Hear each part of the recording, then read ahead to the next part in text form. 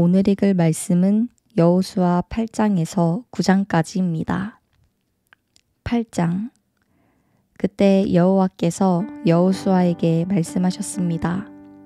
두려워하지 마라. 낙심하지도 마라. 모든 군사들을 이끌고 일어나 아이로 올라가거라. 보아라. 내가 아이 왕과 아이 백성과 성과 땅을 다 내 손에 넘겨주었다.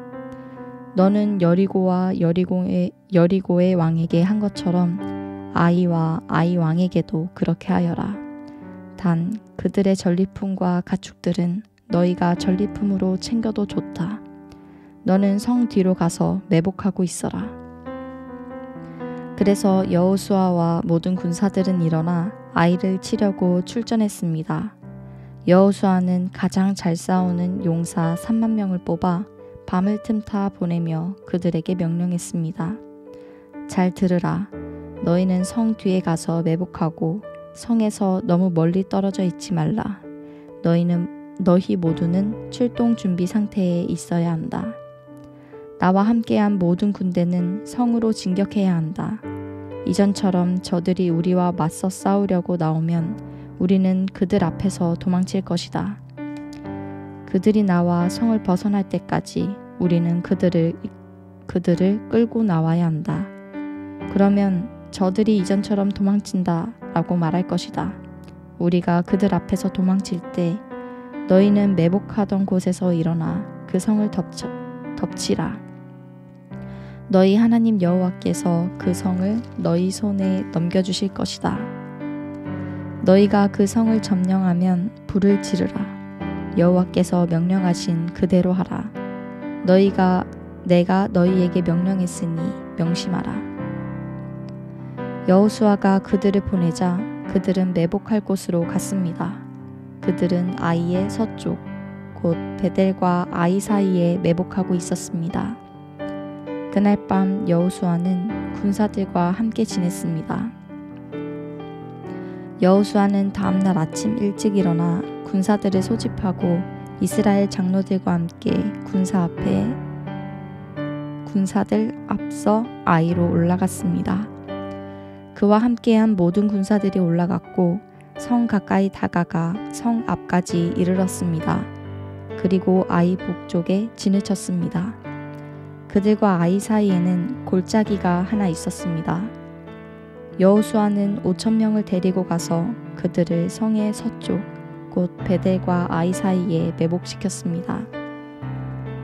그들은 군사들을 배치하되 모든 군대는 성 북쪽에 두고 복병들은 서쪽에 두었습니다.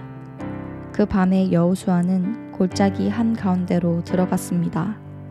아이 왕이 이 광경을 보았습니다. 성 사람들은 서둘러 일찍 일어나 이스라엘과 싸우러 나갔습니다.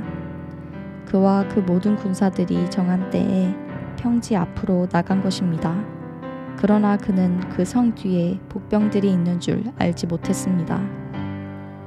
여호수아와 모든 이스라엘 군사들은 패한 듯이 그들 앞에서 광야길로 도망쳤습니다. 그들을 쫓기 위해 성 안의 모든 백성들이 소리치며 여호수아를 추격하다 보니 성에서 점점 멀어지게 됐습니다. 아이와 베델에는 한 사람도 남지 않고 다 이스라엘을 추격하러 나갔습니다. 그들은 성문을 열어놓은 채 이스라엘을 추격했습니다. 내 손에 있는 단창을 꺼내 아이를 향해 내뻗어라. 내가 그 성을 내 손에 주겠다. 여호수아가 손에 있던 단창을 꺼내 그 성을 향해 내뻗었습니다. 그러자 매복했던 사람들이 그 자리에서 박차고 일어났습니다. 여호수아가 손을 내뻗자 매복자들이 그 성에 달려들어가 점령하고 서둘러 불을 질렀습니다. 아이의 군사들이 뒤를 돌아보니 성에서 연기가 하늘로 올라가는 것이었습니다. 그들은 어디로 피해야 할지 갈피를 잡을 수 없었습니다. 그리고 광야길로 도망치던 이스라엘 백성들이 갑자기 뒤돌아와 그 쫓던 자들을 치기 시작했습니다. 여호수아와 온 이스라엘은 매복했던 자들이 성을 점령한 것과 그 성에서 연기가 올라오는 것을 보고 뒤돌아서 아이 사람들을 쳤습니다. 다른 사람들이 그들과 싸우기 위해 성에서 나왔습니다. 그들은 이스라엘 한가운데에 있게 됐고 양쪽으로 포위돼 오도 가도 못하는 신세가 됐습니다. 이스라엘이 그들을 쳐서 그들 가운데는 살아남거나 도망친 사람이 하나도 없었습니다. 그러나 그들은 아이 왕을 생포해 여호수아에게 끌고 나왔습니다. 이스라엘은 광야 들판에서 자기들을 쫓던 아이 주민들을 다 죽였습니다. 칼날에 그들 모두 최후의 한 사람까지 쓰러졌습니다. 그러고 나서 온 이스라엘 백성이 아이로 돌아와 그 성을 칼날로 쳤습니다. 그날 아이에서 쓰러진 모든 사람은 남녀를 합쳐 1만 2천 명이었습니다. 여호수아는 아이 모든 사람들을 진멸시킬 때까지 단창을 들고 내뻗었던 손을 내리지 않았습니다. 이스라엘은 여호와께서 여호수아에게 명령한 대로 그 성의 가축들과 전리품만을 취했습니다. 이렇게 여호수아는 아이를 불태워 영원히 폐허더미로 만들었고 오늘날까지 그대로 남아 있습니다. 그리고 아이 왕을 저녁까지 나무에 달아두었습니다. 해가 지자 여호수아는 그 시체를 나무에서 내려 성문 입구에 내던지고 그 위에 돌을 쌓아 큰 더미를 만들라고 명령했습니다. 그래서 그것이 오늘까지 남아 있습니다. 그 다음 여호수아는 이스라엘의 하나님 여호와를 위한 제단을 에발산에 쌓았습니다. 여호와의 종 모세가 이스라엘 백성들에게 명령한 대로 모세의 율법책에 기록된 대로 철 연장으로 다듬지 않은 자연석 제단이었습니다. 그들이 제단 위에 여호와께 번제를 올렸으며 이어서 화목제를 드렸습니다. 그리고 거기서 그는 모세가 이스라엘 백성 앞에서 쓴 모세의 율법을 베껴서 돌에 기록했습니다. 온 이스라엘과 이스라엘의 장로들과 고관들과 재판관들과 이방 사람이나 토박이나 할 것 없이 법궤를 향해 서 있었습니다. 그 반대편에는 여호와의 언약의 법궤를 든 레위 사람 제사장들이 서 있었습니다. 그 절반은 그리심 산을 등지고 섰고 그 절반은 에발산을 등지고 섰습니다. 이전에 여호와의 종 모세가 이스라엘 백성들을 축복하라고 명령한 그대로 했습니다. 그 이후에 여호수아는 율법의 모든 말씀, 곧 율법책에 기록된 모든 축복과 저주에 대한 말씀을 읽었습니다. 여자들과 아이들, 그리고 이스라엘 가운데 사는 이방 사람까지 포함한 이스라엘의 모든 회중 앞에서 모세가 명령한 모든 말씀들 가운데 여호수아가 읽지 않은 말씀은 한마디도 없었습니다. 9장 요단강 건너 산지와 골짜기와 레바논 건너편 대해의 모든 해변에 있는 왕들, 곧 헷사람, 아모리 사람, 가나안 사람, 브리스 사람, 히윗 사람, 여부스 사람의 모든 왕들이 이 소식을 듣고 여호수아와 이스라엘에 대항하기 위해 함께 모여 뜻을 모았습니다. 그러나 기브온 사람들은 여호수아가 여리고와 아이에서 한 일을 듣고 꾀를 냈습니다. 그들은 사신처럼 꾸미고 낡아 빠진 자루와 찢어져 꿰맨 오랜 포도주 부대를 나귀에 싣고 갔습니다. 발에는 다를 대로 달아서 덧댄 신발을 신었고 몸에는 낡은 옷가지를 걸쳤습니다. 그들이 먹을 빵은 다 말랐고 곰팡이가 피어 있었습니다. 그러고는 그들이 길갈 진영에 있는 여호수아에게 가서 그와 이스라엘 사람들에게 말했습니다.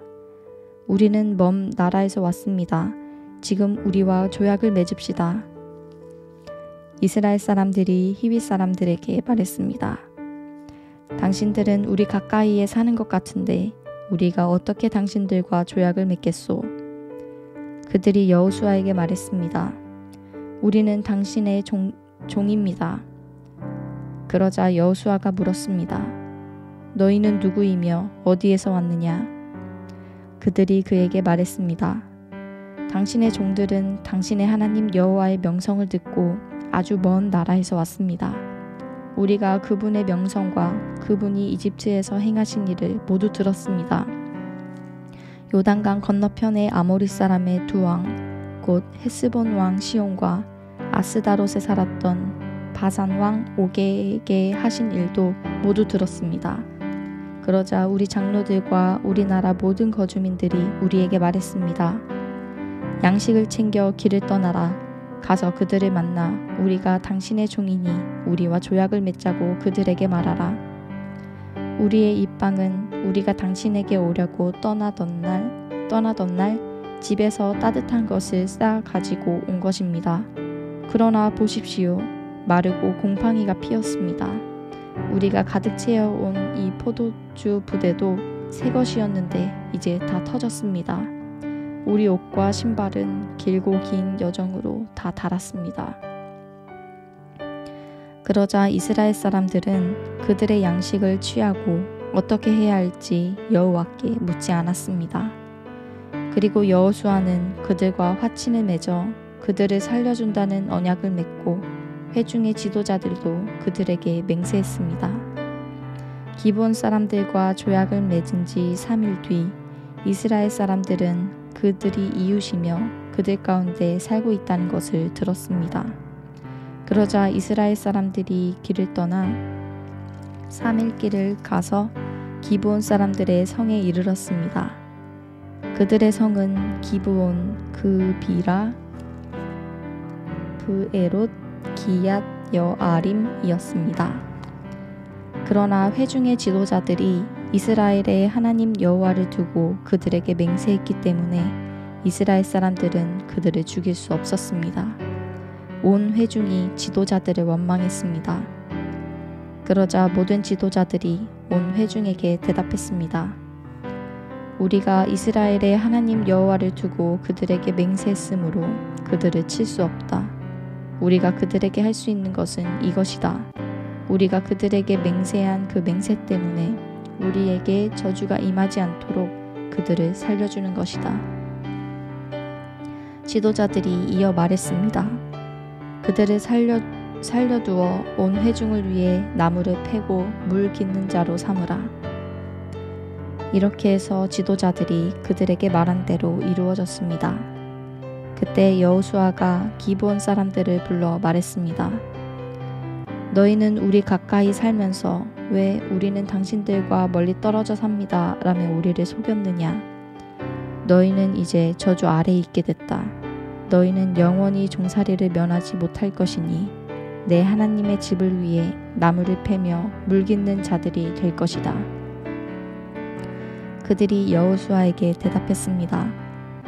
당신의 하나님 여호와께서 그종 모세에게 명령해 당신들에게 온 땅을 주고 당신들 앞에서 그 땅에 살던 사람들 모두를 진멸시키라고 하셨다는 것을 당신의 종들이 분명히 들었기 때문입니다. 그래서 우리가 당신들 때문에 생명의 두려움을 느끼고 이런 일을 했습니다. 보십시오. 우리는 이제 당신들 손에 있으니 무엇이든 당신들이 보기에 선하고 옳은 대로 하십시오. 여호수아는 그들에게 그대로 했습니다.